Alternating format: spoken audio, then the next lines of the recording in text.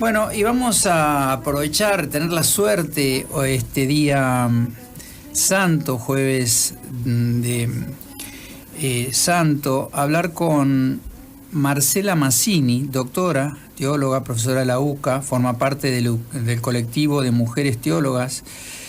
¿Qué tal, Marcela? Miguel Sorraquín te saluda. ¿Qué tal, Miguel? ¿Cómo estás? Muy bien, en este maravilloso día que parece de enero, ¿no? Un calor tremendo. Sí. Y bueno, conmemorando y tratando de, en este extraño Jueves Santo, en donde el Papa ha hecho algunas declaraciones, no sé si las llegaste a ver sobre el infierno, no infierno y todo eso. Si fueron hoy, no las escuché aún. Claro. Normalmente tengo una cierta idea de lo que él piensa del tema, ¿no? Sería buenísimo que nos cuentes, porque seguramente los medios lo tocan. En una entrevista que le hicieron, hizo algunas cuestiones sobre la existencia o no del infierno, o la definición o lo que el infierno es, ¿no? Claro. Y entonces los medios lo toman como infierno no existe. ¿Cómo vos, qué nos podrías decir de esto? No, mira, el infierno está en el catecismo de la Iglesia Católica y es una cuestión de fe, en el sentido de que es algo que se nos propone para creer, lo cual no significa que el infierno es un lugar físico, digamos, donde la gente va cayendo en medio de las llamas. Más bien tenemos que creer en el infierno como posibilidad. Es decir, por hipótesis, el infierno podría estar vacío, podríamos decir, pero tenemos que afirmar que su existencia, es decir, la posibilidad de vivir para siempre separados de Dios. Eso está en la Sagrada Escritura y está en el Catecismo de la Iglesia como para ser creído. Lo que el Papa me parece que está queriendo, él siempre enfatiza, es la misericordia de Dios, que, como dice él, Dios no se cansa de perdonar. Nosotros nos cansamos de pedir perdón, pero Él no se cansa de perdonar. Es decir, en esta vida, y es un poco en estos días de pasión, nos acordamos del buen ladrón que en el último minuto pide perdón y Jesús le dice, hoy estarás conmigo en el paraíso, ¿no? Quiere decir que siempre, por terribles que sean nuestros pecados, está la posibilidad de ser perdonados por la misericordia de Dios, que es más grande que nuestro pecado. Eso me parece que es lo que el Papa siempre quiere enfatizar, ¿no es cierto? Uh-huh. En esa línea. Y cambiando un poco de tema, te quería hacer algunas preguntas, o si la has visto, o cuál es tu opinión sobre la película de María Magdalena y el rol de María Magdalena y este fenómeno de las mujeres, ¿no? Claro. Bueno, si no me equivoco, la película se estrena hoy. Yo lo que vi fueron trailers de la película y críticas, ¿no? Uh-huh. Y me parece que la película está queriendo revalorizar el rol de María Magdalena, también tratando, de paso nos aclara una confusión, porque popularmente solemos confundir a María Magdalena con la pecadora o con la mujer que va a ser apedreada en el Evangelio de Juan, y en realidad donde la vemos nombrada María Magdalena es en el capítulo 8 del Evangelio de Lucas, cuando dice que a Jesús lo seguían muchas mujeres, entre ellas María de Magdala. O sea, lo de Magdalena está señalando su origen, y que también la vemos aparecer en otro lugar muy importante, que el Papa también lo recuerda, que es en la resurrección de Jesús. Jesús se aparece a María y María le anuncia a Pedro y a Juan la resurrección. Entonces, bueno, este notición, digamos, que es para lo cual Jesús ha venido al mundo, se encarnó, murió, resucitó, como dice el Papa, ella se convierte en apóstol de los apóstoles, ¿no? En quien les anuncia a los apóstoles. Entonces, evidentemente era una persona con un rol muy importante en la primera comunidad cristiana, máximo teniendo en cuenta que en la cultura judía de la época de Jesús, las mujeres concretamente no hubieran podido ser discípulas de otro rabí. Claro. por la cultura, por los condicionamientos de la época, digamos, ¿no? Y Jesús, incluso cuando en el otro pasaje del Evangelio vemos a María, a Marta y a Lázaro, a los hermanos de Betania, María y Marta están sentadas a los pies de Jesús. Esa es la actitud típica del discípulo. Quiere decir que Marta y María eran discípulas. Claro. No eran apóstoles, pero sí eran discípulas. Bueno, hay una, en realidad casi todos incluso los apóstoles tenían, por decirlo de alguna forma, un origen muy de pecadores o muy metidos en algún lugar que los transforma el hecho de empezar a creer, ¿verdad? Claro, por supuesto. Y bueno, y el discípulo, como aparece en el Evangelio, no es un alumno que recibe una instrucción. El discípulo es uno que sigue, acompaña y trata de tener la misma vida de Jesús. Ah. Entonces es una cosa muy fuerte. Un discipulado no es como ir a un curso, sino que es adquirir una vida, ¿no? Claro. Entonces es una cosa muy fuerte. Es muy fuerte que Jesús llame discípulas, ¿no? Uh-huh. Es una cosa novedosa en la Sagrada Escritura, y bueno, y a cada uno lo llama desde su lugar. Están desde los que vienen del judaísmo más típico hasta los que, bueno, como Pablo, que es un fariseo, hijo de fariseos, como dice él, viene, después se le aparece el resucitado y por eso es apóstol, pero también, qué sé yo, lo tenemos a Mateo recaudando impuestos. O sea, Jesús empieza a llamar a distintos personajes y lo que nos deja en claro la Sagrada Escritura. Pero fíjate, no solo en el Nuevo Testamento, también en el Antiguo Testamento, la historia sagrada no solo está lleno de gente admirable, está lleno de gente con contrastes. Mirá la figura de David, por ejemplo, ¿no? Claro. Es un rey que es el paradigma del rey de Israel, pero sin embargo se mandó unas flores de macanas, podríamos decirlo, claro, ¿no? Sí, eso es así. Y te quería preguntar, sí, ¿cómo ves vos hoy el rol de la mujer en la iglesia, ¿no? ¿Cómo? Porque, a ver, sacerdotes cada vez parece que costase, ¿no?, que haya sacerdotes. Sí. Y el rol de la mujer está como en discusión, por decirlo de alguna forma, ¿no? Claro. ¿Cómo ves vos? ¿Hacia dónde va? Mira, en Evangelii Gaudium, que es un documento del Papa Francisco, él pide un lugar más incisivo de las mujeres en la iglesia. Es decir, de hecho, la iglesia, en las otras iglesias cristianas también lo podemos ver, pero hablando de la iglesia católica, las parroquias, por decir, las comunidades están llenas de mujeres catequistas, mujeres misioneras de manzana, mujeres haciendo distintos roles. Donde no estamos todavía en la estructura de la iglesia son los lugares de toma de decisión. Y ahí me parece donde el Papa nos pide que nos insertemos más, y para que nosotros estemos en esos lugares que son los consejos pastorales diocesanos, los consejos pastorales parroquiales. La verdad que no necesitamos ninguna reforma, ni del derecho canónico, ni de otra ley de la iglesia, ni de la ordenación de las mujeres.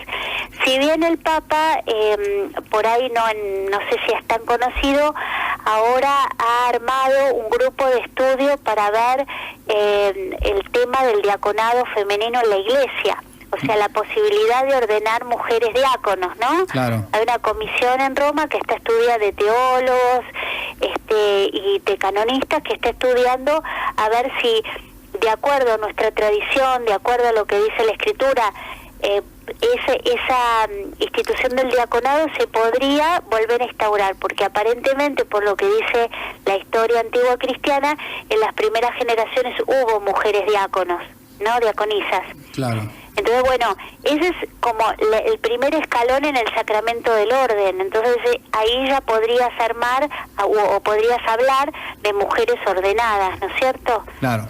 En ese sentido. Ahora, yo creo que antes de la ordenación, que no sé si más allá de la cuestión de la Sagrada Escritura, la cuestión dogmática, la cuestión de la tradición, la iglesia, nuestra iglesia católica, porque sabes que en otras iglesias cristianas hay mujeres ordenadas, está preparada para la ordenación de las mujeres, ¿no? Ese sería un segundo capítulo, porque una cosa es que la norma te lo permitiera, y otra que la cultura, vale decir, el modo que nosotros tenemos de vivir la iglesia, sea aceptado en las comunidades. Eso sería como un segundo planteo, que en ese sentido también hay que plantearse la oportunidad.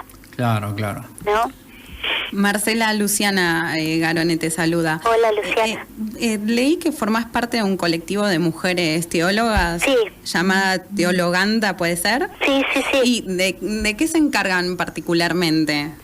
Mira, el asunto de que en la iglesia, por lo menos en la iglesia católica, haya mujeres que nos dedicamos a la teología es relativamente nuevo. Es un fenómeno que te diría que viene después del concilio. Pensá que la Facultad de Teología de la UCA, donde yo estudié, recién pudieron empezar a estudiar laicos a fines de la década del 60, comienzo de la década del 70. Laicos, varones y mujeres. Por decirte, yo terminé la carrera de grado, digamos, en el año 89, hace 2000 años más o menos, y no tuve ninguna profesora mujer de teología. Tuve profesoras mujeres de idioma, de filosofía, pero no de teología. Recién nosotras, esta camada, somos las primeras mujeres que enseñamos materias teológicas en la Facultad de Teología. Entonces, de este fenómeno nuevo, más o menos nosotros hace unos 15 años empezamos a reunirnos dándonos cuenta que, bueno, que cuál era el aporte específico, característico que podíamos hacer las mujeres teólogas en la iglesia, y también en todo este auge, viste, Luciana, de los estudios de género. Ajá. O sea, cómo impactan los temas de género en la reflexión teológica, ¿no? Básicamente nosotros somos un grupo de estudio, de investigación sobre esos temas. Y bueno, tenemos varios libros publicados, tenemos un diccionario con autoras, diccionario de obras de autoras, tenemos una antología de textos de autoras mujeres, otro tomo de estudios. Ahora estamos en el trámite de sacar los resultados del segundo Congreso de Teólogas Alemanas y Latinoamericanas que se hizo aquí en Buenos Aires en marzo del 2016. En la Feria del Libro, si Dios quiere, lo vamos a tener el resultado del Congreso, que fue sobre espacios de paz, signo de los tiempos y relato de mujeres, ¿no? Así se llamaba el Congreso. Es decir, estamos, así como las mujeres, digamos, parecería que este es el tiempo de las mujeres, ¿no? En nuestra cultura occidental, por lo menos. Bueno, acá también estamos en esto tratando también de pensar cuál es nuestro aporte característico para poner al servicio de la iglesia, ¿no? ¿Y vos ves un panorama que se abre en los distintos ámbitos donde te manejas, en la iglesia, sí, en la universidad? ¿Ves que hay ganas de que las mujeres ocupen ciertos lugares a los cuales no podían acceder, o notás resistencia todavía? Y noto las dos cosas, oportunidades y resistencias también, ¿no? Y las dos cosas son entendibles. Desde nuestra cultura vemos que las mujeres vamos tomando lugares nuevos, y bueno, si pensás otra vez, perdón por la autorreferencia, pero cuando yo empecé la universidad en el año 85, éramos, yo creo que sobre 100 alumnos de primer año, éramos 5 mujeres, una cosa así, ¿no? Y varias religiosas entre esas mujeres. Hoy, en el primer año de la Facultad de Teología, o sea, en ese mismo primer año, la matrícula es menor, también hay que decirlo, pero el porcentaje de laicos es del 47%. ¿Cómo vos ves esta cuestión del Papa en Argentina, que parecería resistido por algunas, y aparte un jesuita, ¿no? ¿Cómo vos describirías, de a poco se van cerrando esos espacios después de estas cartas de perdón, idas y vueltas? ¿Cómo vos ves este proceso de la Iglesia y de la sociedad? Yo creo que tenemos que aprovechar este Papa que habla en argentino, que entendemos todo su magisterio, porque bueno, no nos ha pasado en otras oportunidades por un tema cultural, ¿no? Claro. Y creo que tenemos que aprovechar su magisterio, y yo, eso es una opinión personal. A mí me parece que con el Papa, un poco cuando lo eligieron al Papa, estábamos todos chochos con el Papa argentino. Ahora que el Papa por ahí no viene y nos gustaría que viniera, lo criticamos un montón. Bueno, me parece que en ese sentido tendríamos que estar un poquito más atentos también a todo lo que el Papa dice, a todo lo que el Papa escribió, que eso va a trascender su tiempo concreto de pontificado, ¿no es cierto? Y bueno, y empezar a sintonizar más con él, empezar a respetar también sus decisiones. Es cierto que a lo mejor algunas te pueden gustar más, otras te pueden gustar menos, pero bueno, como los que somos católicos, como trabajar más esa adhesión al Papa, ¿no? Tratar de seguirlo cordialmente con lo que él nos va proponiendo, y bueno, y después es normal que haya cosas que hace el Papa que no nos gusten, o que nos gusten más, o que nos gusten menos, o que nos encantaría que viniera. Eso me parece normal. Lo que no me parece que es bueno es a partir de todas las decisiones que toma el Papa, de a quién le escribe, a quién no le escribe, lo que hace, que todo entre en una especie de polémica interminable, donde al final nos terminamos perdiendo las cosas importantes que le está diciendo.